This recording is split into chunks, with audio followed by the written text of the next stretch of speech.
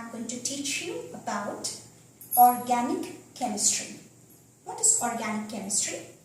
Organic chemistry is that branch of science which deals with specific carbon compounds. So it's a study of specific carbon compounds. Now, why did it come into being? The word, as I told you, carbon compound. So the element carbon is very, very important. Without carbon, we wouldn't be having organic chemistry. Now you may wonder, why not other elements? Why only carbon? Why am I being partial to carbon? The reason is, carbon has some unique characteristics or a unique nature. Now, so I'm going to touch these topics on what is this unique nature of carbon. There are three aspects of it. The first one is tetravalency. The second one is catenation. The third is isomerism. It exhibits isomerism. Now, if you want to know what it is, I'll just give it to you in a short while. Now here, carbon has an atomic number 6. In other words, its electronic configuration is 2, 4. So, the valence electrons for carbon are 4, right? So, that means tetravalency, the valency is 4. In other words, to make it simple and easy for you, think of carbon having 4 hands. Now, when you have 2 hands, at a time you can just, hold 2 friends, the hands of 2 of your friends. But here, carbon can hold hands of 4 friends. So, all I'm trying to get your attention here is that it can form bonds.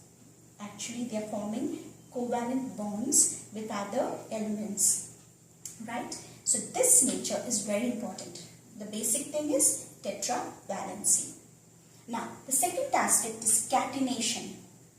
The word catenation, you can just take it as a nation of cats. What did I just say? A nation of cats. So, you can make it as nation of cats or nation of carbons. Okay.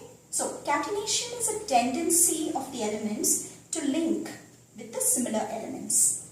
So, here carbon has a tendency of linking with other carbons. And all the while, very important, make sure that carbon should have only 4 hands. I've seen students giving it 6 hands and 7 hands. No. Maintain it. See that it's always 4. For example, here carbon, say 1, 2, 3, 4. 1, 2, 3, 4. That's very important. Okay. Now, in catenation, as I told you, linkage, because of this property, they can form different kinds of chains. What are the chains? One is open chain. Now, this is called an open chain.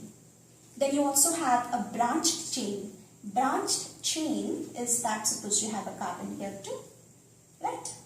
See, this is a branched chain. And then you have closed chains. Now, these open chains are known as aliphatic compounds. Okay? And the closed chains are known as alicyclic compounds. Now, you may wonder, how do the closed chains look? I'll just show you that. Now, closed chain is in form of a hexagon. You want to observe very carefully what a closed chain is. Now, hexagon. You arrange your carbon atoms.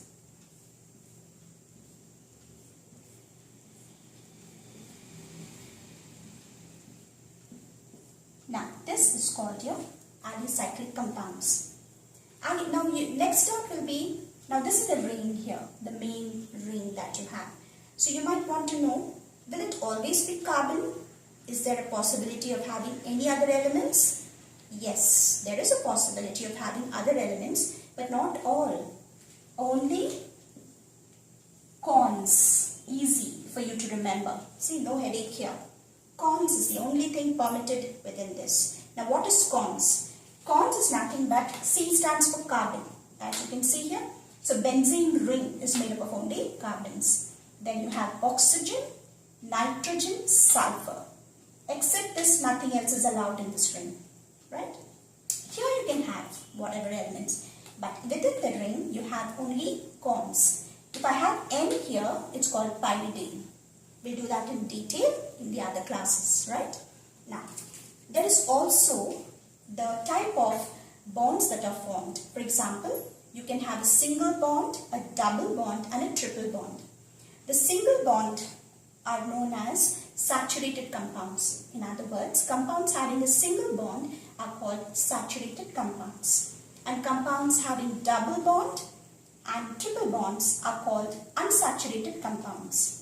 So alkanes have single bond, alkenes have double bond, alkynes have triple bond. Right? Now all that came because of catenation and tetravalency. What is this isomerism? Isomerism is nothing but the property of these compounds, the organic compounds, to exhibit. What do they exhibit? Property of organic compounds which have same molecular formula but show different structural arrangements. Okay, so isomerism is organic compounds having the same molecular formula but different structural formulas. Right? A classic example is for butane. The formula is C4H10. Now here, as you can see it here, this is known as N-butane, this format of it. And if you write it this way, it's also called tertiary or isobutane. So these are the two isomers. Okay, with this, I hope you enjoyed the class.